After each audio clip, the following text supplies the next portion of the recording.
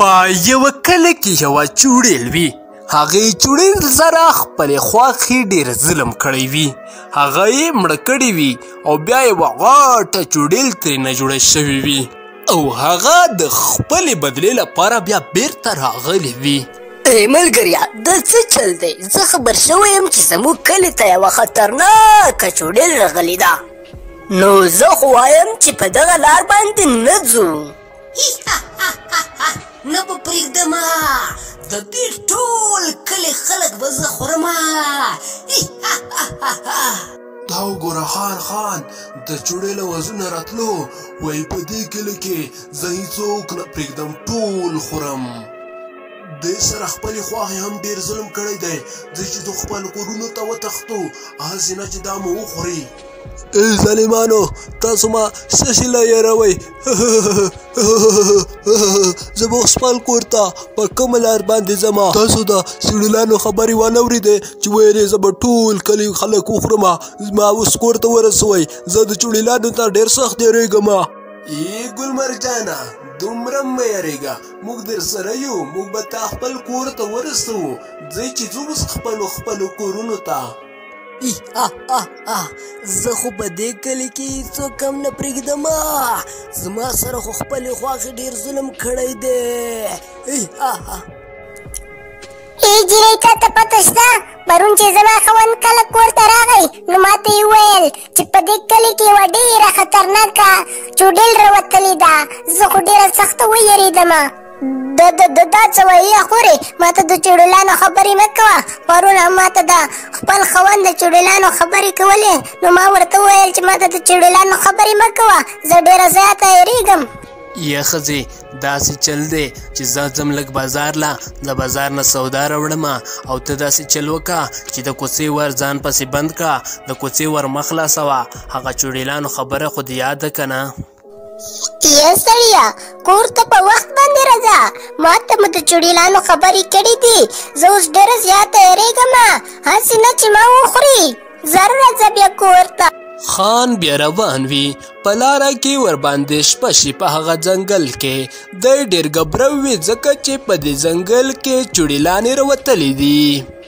دا څه وشو؟ دا خو په ما باندې شپه شوه. د دې کور نه د خطرناکو چوډیلانو آوازونه راځي. دې سره به څه کوو؟ دا خو به ما اوس وخوري.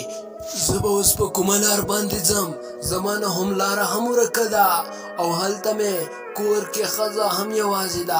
او په دغه ټیم کې په خان باندې هغه چوډیل راووځي، کومې سره چې خواښې ډېر زیات ظلم کړی وي، مړه کړې وي او د هغې نه یوه خطرناکه چوډیل جوړه شوې وي. هغه د خان مخې ته ودرېږي.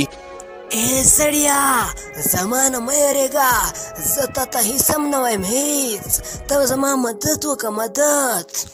ما سره خپلې خواښې ډېر زیات ظلم کړی دی. تا زما مدد وکړه، لاړ شه، زه به تا ته کلی وښیم. د هغه کلي نه زما خسر خواښې او خاوند دلته ما ته راوله، دې ځنګل ته. زه د هغوی نه خپل بدل اخلمه. چوډیل، ته ما ته رښتیا څه نه وایې؟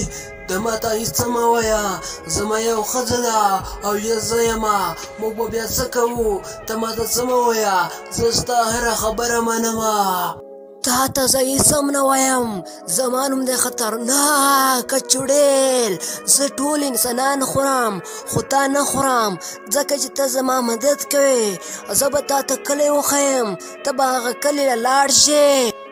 ما ته به زما خسر خواښې او خاوند راولې. هغوی ما سره ډېر زیات ظلم کړی دی. زه به له هغوی څخه خپله بدله اخلمه. زه تا ته ټوله کیسه کومه. داسې کار و، زما پلار ډېر غریب و. کله چې زه چاله ورکړمه نو ماله به زما خواښې ویل چې تا خپل کلي او جهیز سامان ځان سره نه دی راوړی. په ما باندې به یې ډېر زیات ظلمونه کول. خپل خاوند به زه والم ټکولم، له هغې نه وروسته یې ماله شټونه راکړل او زه یې مړه کړلم. دا څه وایې چوډیل؟ دا خو تا سره ډېر زیات ظلم شوی دی. زه به اوس تا ټیک مدد کوم. زه به اوس لږ ساعت بعد لاړ شمه هغه کلي ته.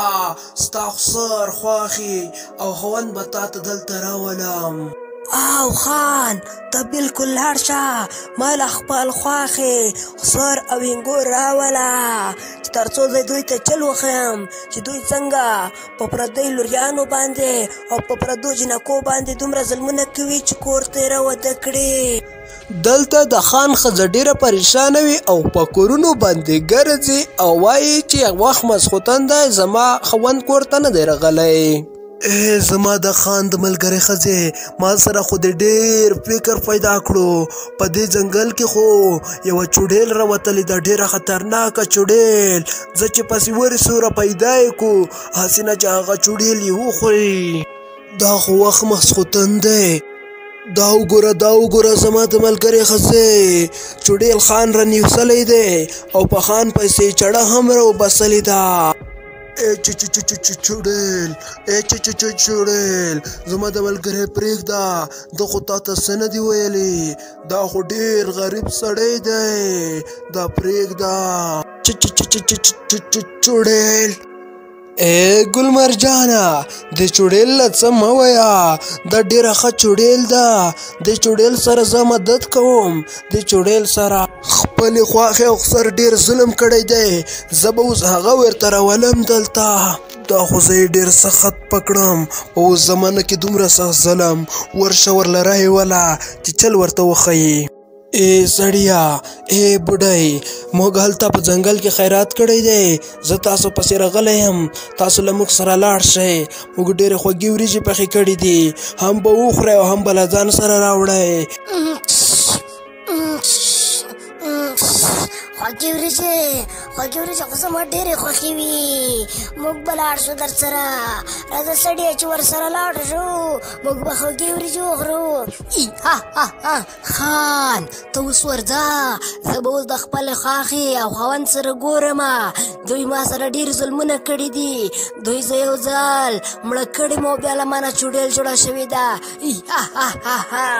وی د دې نه چوډیل جوړه شوې ده. سړیه چوډیل ما معاف کړئ. چوډیل ته ما معاف کا، خو منم چې ما تا سره ډېر ظلمونه کړي دي، اوس تا نه چوډیل جوړه شوې ده، خو منم ما معاف کا. چوډیل ما معاف کا.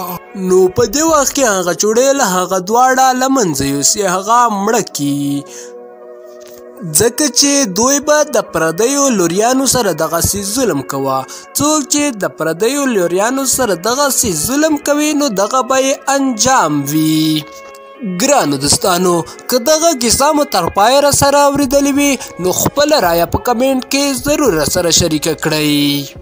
ګرانو دوستانو، که تاسې دغسې کارتوني ویډیوګانې لیدل غواړئ نو هیله ده چې زموږ یوټیوب چینل در سره سبسکرایب کړئ او په څنګ کې د بیل نشان باندې کلیک وکړئ چې تر څو زموږ هر نوې ویډیو تر ټولو تر مخه تر تاسو در ورسیږي.